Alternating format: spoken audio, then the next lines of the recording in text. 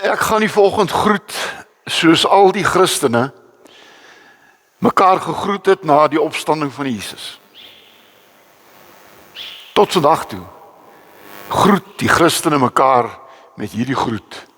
Jesus het opgestaan. Ja, hy het werklik opgestaan. Mag dit die lied in die hart wees. Kom ons bid saam. En weet jy, gebed is mos een van daardie wonderlike dinge. Dit gaan nie oor hoe lank jy bid, of hoe goed jy bid, of dit gaan nie daaroor nie. Weet jy, dit gaan daaroor dat wanneer jy oë oop of oë toe of maak soos wat jou is knieë op jou knieë staan, maar dat jy weet dat jy op heilige grond staan en dat jy met God praat. Ons praat nie met 'n dooie God nie. Ons praat met 'n lewende God. En daarom is gebed so belangrik. Want elke keer as jy dit doen, dan is daar 'n lewende verhouding tussen jou en God. Wanneer mens ophou praat, ook in jou huwelik, ook in jou vriendskappe, as mense ophou praat, gaan dit dood. Wat eens op 'n tyd liefde was. Kan jy glo dat mense mekaar lief gehad het op 'n stadium? En dat 'n man in my studeerkamer vir my sê, ek sê vir my vrou, ons bly saam, maar kom ons kyk hoe min ons van mekaar kan sien. Nou verstaan jy? Jy het hier iets dood gegaan. Kommunikasie het dood gegaan. Ek praat nie meer nie. Hou aan praat met mekaar.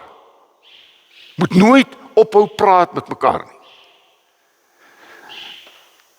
Want dit hou 'n liefdesverhouding aan mekaar. Kom ons bid saam. Almagtige God, ons hemelse Vader, ons is hier by mekaar met 'n loflied in ons hart. Want ons glo dat U, God, Jesus na hierdie wêreld toe gestuur het. Om vir ons te sterf. Vir ons sonde. Maar dat U uit die graf opgestaan het en die hemel vir ons oopgesluit het.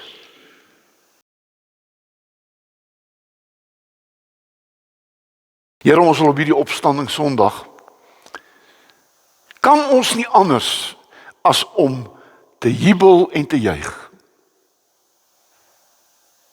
Here, U het nie die dood weggeneem nie. Maar U het die dood oorwin. As U nie terugkom nie, gaan ons elkeen wat hier sit eendag sterf. So seker as wat ons geboortedatum het, so seker gaan daar 'n datum wees waarop ons sterf. Maar daar is ook 'n wedergeboorte. 'n Wedergeboorte uit die graf. Die graf van sonde. Die graf van my ou lewe. Die graf van die dood. En nou nie net meer lewe nie, maar nou vir ewig lewe. Kom en seën ons vanoggend met U teenwoordigheid, want aan U behoort die koninkryk en die krag en die heerlikheid tot in ewigheid. Amen. Amen. Ons het een teksversie, eintlik net 'n gedeelte van 'n teksvers, en dit staan hier aan die einde van Matteus 28. Matteus 28, en ek dink jy almal weet seker wie Matteus gewees het, voordat hy by Jesus uitgekom het. Matteus was 'n tollenaar, hy het by die tolhek gesit. En toe Jesus by hom gekom en gesê, volg my. En Matteus se hele lewe het verander. Weet u dit? Jesus het gekom om jou lewe te verander. Nie jou volmaakte mens te maak nie, maar om jou te verander.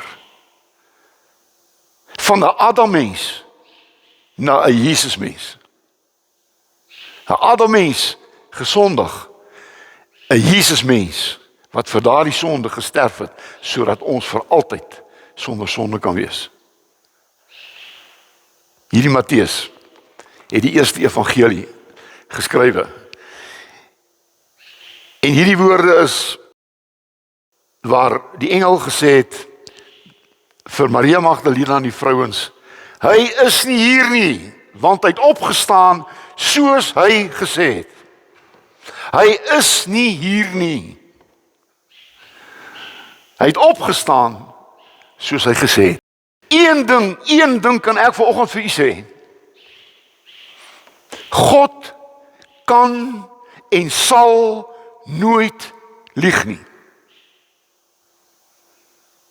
In 'n tyd waar mense feitelik net lieg, is God daar. Wat hy sê, gebeur. Wat hy sê, dit doen hy. Hoekom? Omdat hy die waarheid is. Daar's geen leuen in God nie.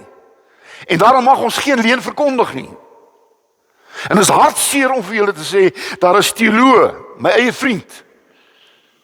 Daar is predikante, daar's gelowiges wat nie meer glo in die opstanding van Jesus nie. Hulle sê in die kerk, die Engelse kerk in Engeland, is daar soveel as 70% van alle mense wat aan die kerk behoort, wat sê hulle glo nie meer in die opstanding. Dis statistieke, en ek hoop die statistiek is verkeerd. Die opstanding sê vir ons, die kruis is nie die einde nie. Weet jy, dit is so wonderlik dat hierdie oop graf soveel goed vir ons kom sê.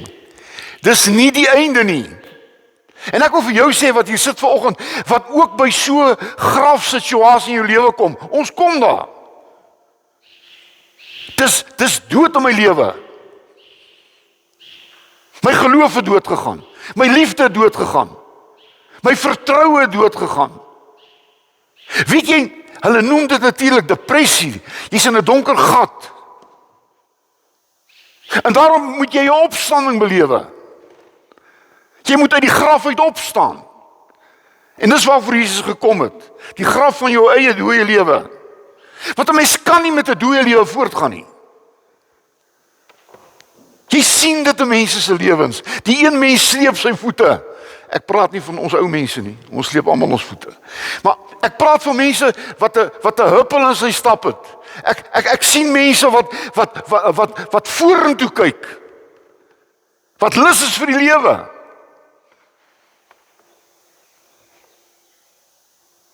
Want hulle het uit die graf van die dood opgestaan. Hulle eie dooie lewe. Weet jy, die vrouens het daai oggend gehardloop na die graf toe en hulle het geglo hulle gaan iets sien, hulle gaan belewe. Daar was iets in hierdie vrouens. Onthou, dit was vrouens. Waar was die mans? Hulle het gewag vir 'n koffie. Maar die vrouens het opgestaan, vroeg. Ou Petrus en Johannes het eers later agterna gehardloop. Maar hierdie vrouens, Maria Magdalena, né? Sy was 'n straatvrou gewees. Jesus het haar 7 duiwels uitgedryf. Sy het Jesus gevolg soos 'n skaduwee. Sy was so lief vir hom, sy het sy voete gewas. As 'n boek geskryf oor 'n liefdesverhaal tussen Maria Magdalena en Jesus. Net 'n verhaal.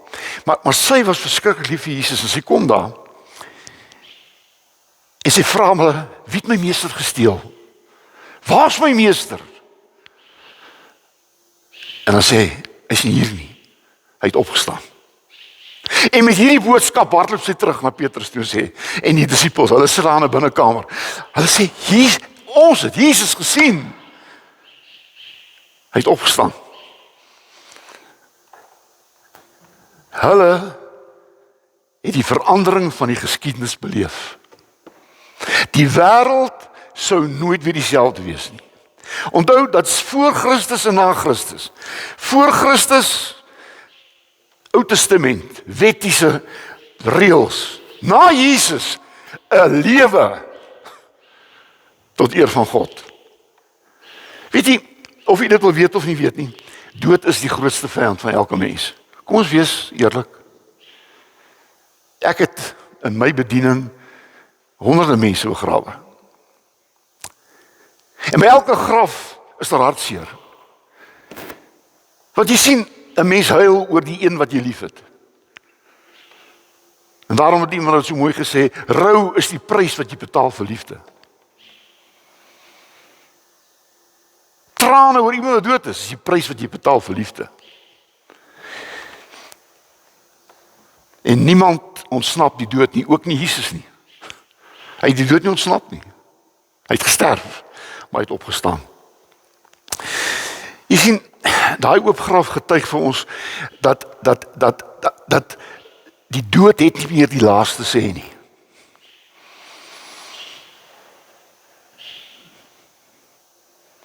Dood het nie meer die laaste sê nie. Hierdie vyand van die mens, die dood, is oorwin. 1 Korintiërs 15 vers 55 sê, dood, waar is jou angel? Jy sien, jy sterf. Maar wat het gebeur? Jesus het die angel van die dood uitgehaal. En wat is die angel van die dood? Die angel van die dood is, jy's dood en jy's dood vir altyd. Maar die angel is uitgehaal. Die dood is nie die einde nie. En daarom maak die dood seer, maar daar is troos. Ek wil u vra, as jy nie 'n gelowige was nie, en jou ma of jou pa of jou vrou of dood, wat se troos is daar? Ek leef eintlik om dood te gaan. Nee, ek leef nie om dood te gaan nie. Ek leef om dood te gaan, om vir altyd by Jesus te wees. En daarom hoop ek dat hierdie oop graf, hierdie dag wat ons vier, weer vir jou hoop en verwagting sal bring. Dat jou lewe nie meer beheer gaan word deur vrees en angs en daar's geen toekoms nie. Want jy sien, wanneer die graf nie oop is nie, is daar nie hoop nie. En as daar nie hoop is nie, is daar geen toekoms nie. En ons leef met mense, miskien jy wat na my luister, vir jou het die lewe opgehou. Daar is niks. Ek lewe vir niks. Die nihilisme wat ons almal ken. Nihilisme beteken, daar is niks. Nou, ek dink dit is 'n verskriklike slegte manier om te lewe, sonder enige hoop en vreugde. Jy weet, ons het laas Sondag oor gepraat, so ek gaan dit net noem. Die oop graf getuig ook dat jou sonde is vergewe. Weet jy wat? Ek gaan dit nou mooi duidelik sê. Weet jy, jou sonde het Jesus aan die kruis laat vasspyker.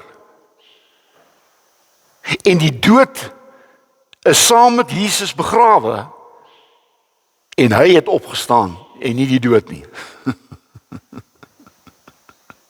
Want Jesus het die dood oorwin. Hy kom die graf uit en die dood is dood.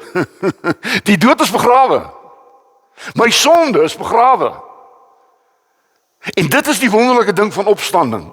Die prys is betaal, die skuld is afgehandel. Vergifnis is beskikbaar. En ek wil vir u sê, jou sonde is vergewe vir altyd. Jou verlede, jou hede en jou toekoms is vergewe.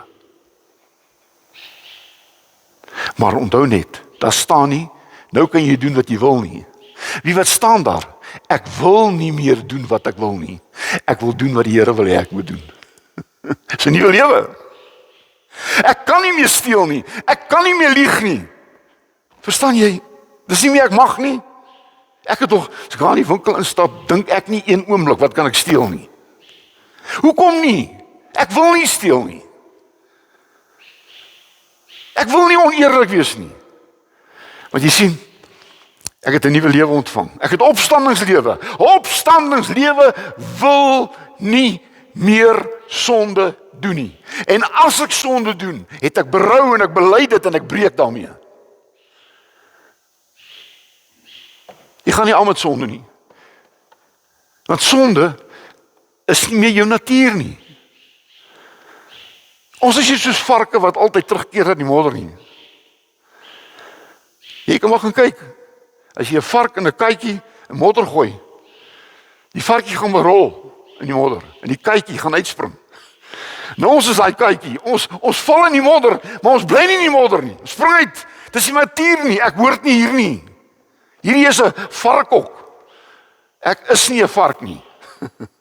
Ek is 'n nuwe mens.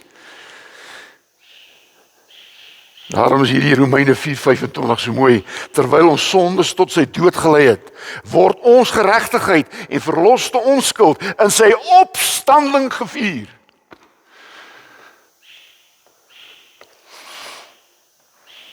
En daarom het ek vir my kinders gesê, die enigste ding wat op my plaatjie moet wees as ek eendag dood is my geboortedatum.